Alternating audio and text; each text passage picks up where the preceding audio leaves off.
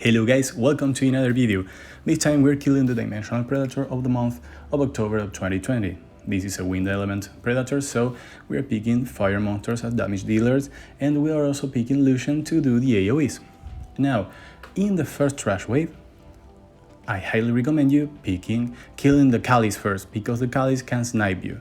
So if they were to get invincibility and then you couldn't strip it with your Gladion, then you will be in very much troubles. So I highly recommend you kill the Callis first and then go for a Marna, and leave those Imesities for last. Now, if you don't have Raki, you can use Rogue. Rogue is exactly as good as Raki here. Actually, I think Raki is better, that's why I picked her, but because Raki has an AoE attack on her second skill, which can come in clutch during the mini bosses. And well, Belladion is here because of the heals, the defense breaks, and the strips. Franz here for the immunity and the attack buff. Vertical here for the turns and damage dealing, and Lucian for the AoE damage. Now, at this stage, the main thing you should consider is to save Franz's third skill for when the bosses deal that particular attack, because that attack will stun your full team if you don't have immunity up. Now, remember, you should kill these monsters at the same time, so you should kill them with an AoE attack. I tried to kill one of them with Raki's third skill, and the Soul Crusher doesn't prevent them from reviving, so it doesn't work. You should kill them AoE. So I also, when the right boss has the shield, he will counterattack when you attack him, like there. And if you are defense broken, they get a bonus attack stat. So you should try to save Franz's cleanse in order to remove the defense breaks. Here I was unlucky and I couldn't match the kill with an AoE, so I had to start chopping down the HP of the right boss again. But this was actually the first time I used this team, and it was a successful run. So I was testing how much damage my Amp Magic deal against these bosses, and well, it didn't go quite well. But it didn't matter, because this team is very good against this particular Dimensional Predator. Now we will finish killing these mini bosses with an AoE from Raki, and this is why Raki is very good here. The defense breaks and gaining turns and dealing lots of damage is huge here. Now for this final trash wave, there's nothing in particular you should do, and you can kill them in the order you want. Remember, the monsters dealing damage are the imps, but the monsters sustaining are the fire harpus, the Collins. So do as you please, because they don't have that much HP and they won't resist many of your attacks. So it doesn't really matter a lot. Now I will start talking about the boss. At the boss stage, during the first round, you don't have many issues. It's all up to how many permanent dots it applies on you, and you should use Franz's cleanse in order to remove those. And you should defense break the boss as soon as you can. Remember, you cannot push back its attack bar, so Vertical is here to push up yours in order to gain more turns. So you will defense break him, you will attack break him, and that's it. You should chop down its HP as much as you can, and you should save the AoE attack from your Lucian in order to use it on the trash waves. The trash waves. I mean on the stage when the boss will capture 2 of your monsters. And well, you should try to kill those monsters and use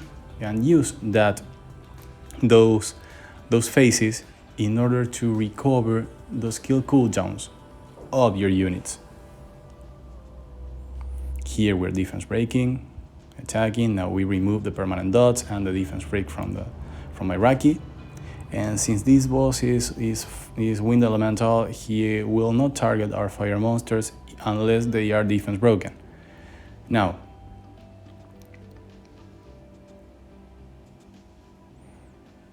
basically, we will finish this wave, this first round against the boss, and he will take 2 of our monsters. And now, remember, when he takes 2 of our monsters, he will also take the rune sets. So, when he takes my Belladeon, the Belladeon will have the Violent Runes and the Violent procs. And, well, just beware of that. Now, we will recover, and here I made a huge mistake, which was allowing Lucian to attack. I should have killed Lucian first, or at least I should have reduced his attack power, because if Lucian had used Amputation Magic, I don't know how much damage he would have done to my party. And that would have been a deadly mistake. Now we take down Belladeon.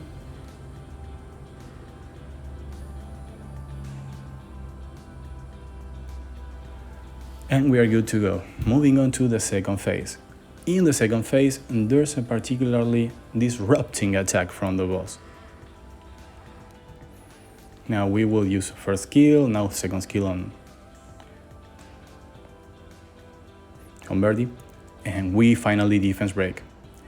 Now we get the attack buff and try to reduce the attack power of the boss, and keep chopping down the HP with skill 1s.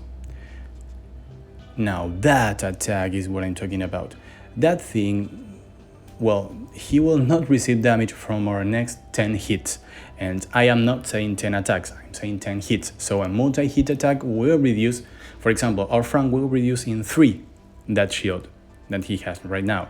So he will start absorbing the HP and not receiving damage. So I used my Amputation Magic, and now I defense broke him with my Reki, and was able to finally clear that shield very fast. So now we chop down the HP again and get ready to face 2 of our monsters again.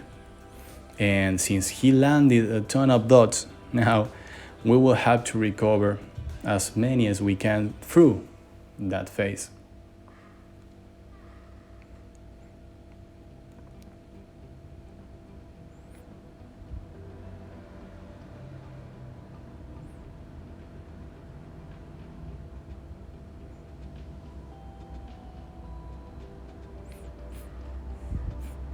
Okay, not many issues here.